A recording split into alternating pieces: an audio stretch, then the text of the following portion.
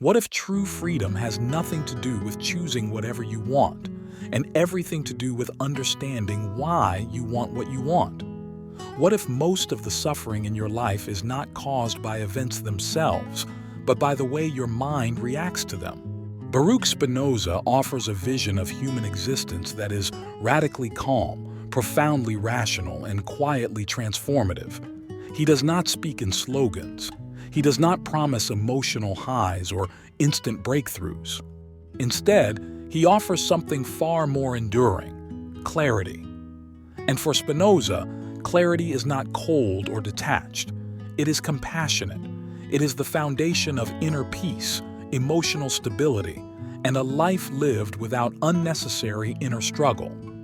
Baruch Spinoza was born in 1632 in Amsterdam, into a Jewish community shaped by exile, discipline, and survival. His family had fled persecution, and religious identity was tightly guarded. From an early age, Spinoza showed an exceptional mind, but also a rare independence of thought. He questioned doctrines that others accepted without hesitation. He examined Scripture not as divine command, but as human interpretation. This intellectual courage came at a tremendous cost. At just 23 years old, Spinoza was excommunicated, publicly cursed, and completely cut off from his community. He lost his family, his social world, and his sense of belonging in a single moment. For many, such rejection would have produced bitterness, anger, or revenge. Spinoza chose a different path. He accepted solitude, poverty, and obscurity in exchange for intellectual freedom. He lived modestly, grinding lenses to support himself, refusing prestigious positions that would have required him to compromise his independence. His life was quiet, almost invisible.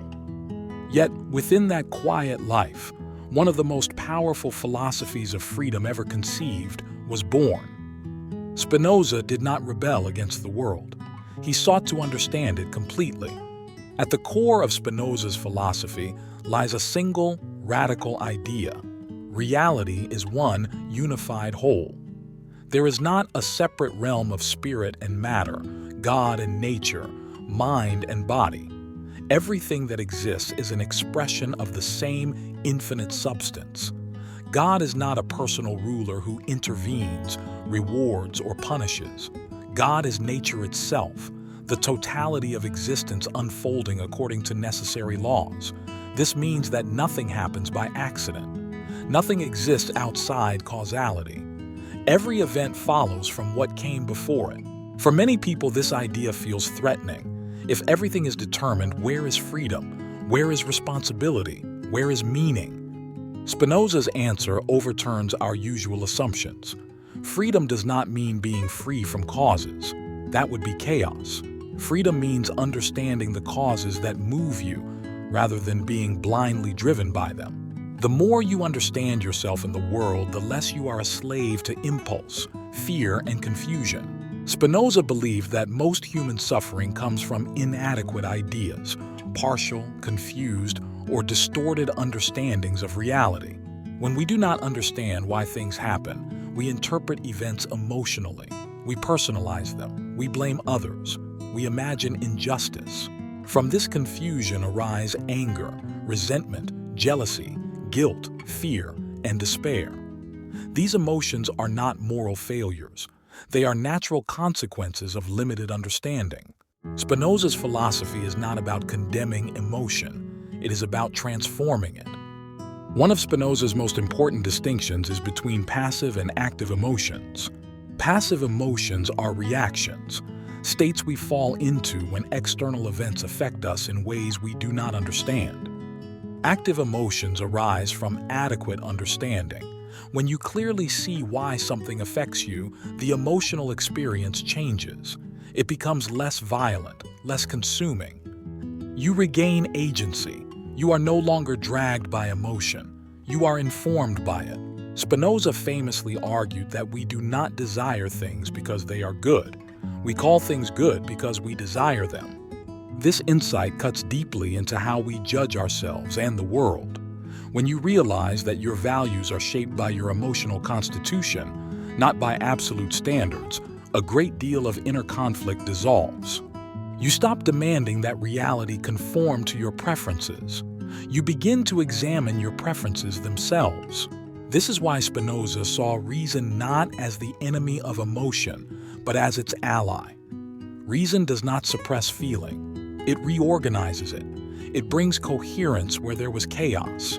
When your emotions are aligned with understanding, they no longer pull you in contradictory directions. Life becomes simpler, not because it is easier, but because it is less internally fragmented. Spinoza defines joy as an increase in your power to exist and act. Joy arises when understanding expands, when confusion diminishes, when inner resistance fades.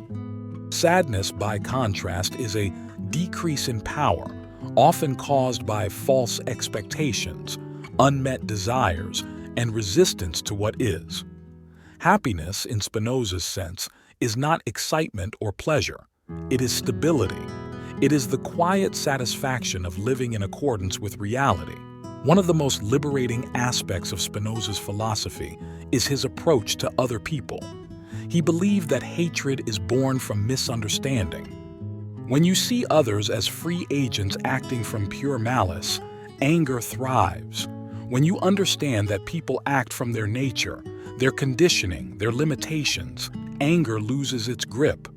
This does not mean tolerating harm. It means freeing yourself from the additional suffering created by hatred. Spinoza's ethics are grounded in understanding, not moral outrage. He believed that a rational person seeks cooperation rather than domination, because cooperation increases power for all involved. Friendship, trust, and community are not sentimental ideals. They are rational strategies for flourishing. A society guided by understanding is not perfect, but it is more stable, more humane, and less driven by fear. Acceptance plays a crucial role in Spinoza's vision of peace. Acceptance is often misunderstood as passivity or resignation. For Spinoza, acceptance is clarity. It is seeing what cannot be changed and ceasing to waste emotional energy fighting it. This energy is then available for intelligent action. Acceptance does not mean doing nothing. It means acting without illusion. In practical terms, Spinoza's philosophy invites constant self-observation.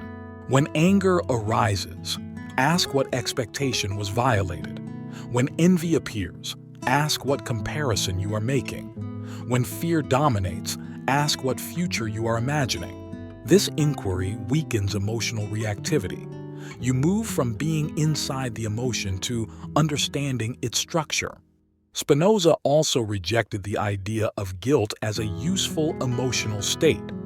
Guilt, like resentment, arises from misunderstanding causality. When you understand why you acted as you did, self-hatred gives way to insight. This does not remove responsibility. It deepens it. You become responsible not through punishment, but through understanding. Perhaps the highest expression of Spinoza's philosophy is what he called the intellectual love of God. This is not worship.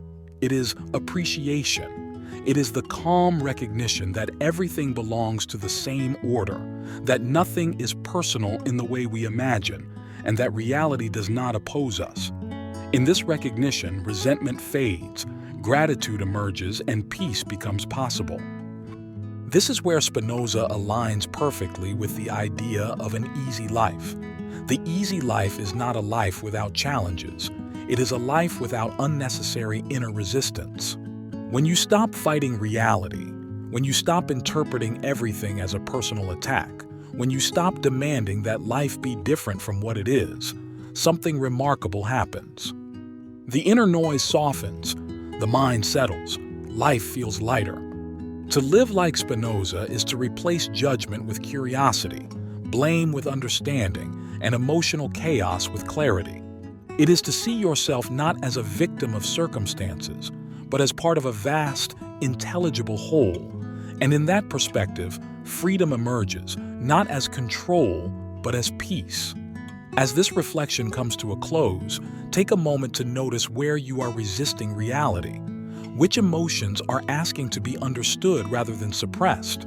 Which expectations are creating unnecessary suffering? And what would change if you trusted understanding more than control? Sometimes the secret to an easy life is not mastering the world, but mastering your relationship to it until peace arises quietly and naturally from within.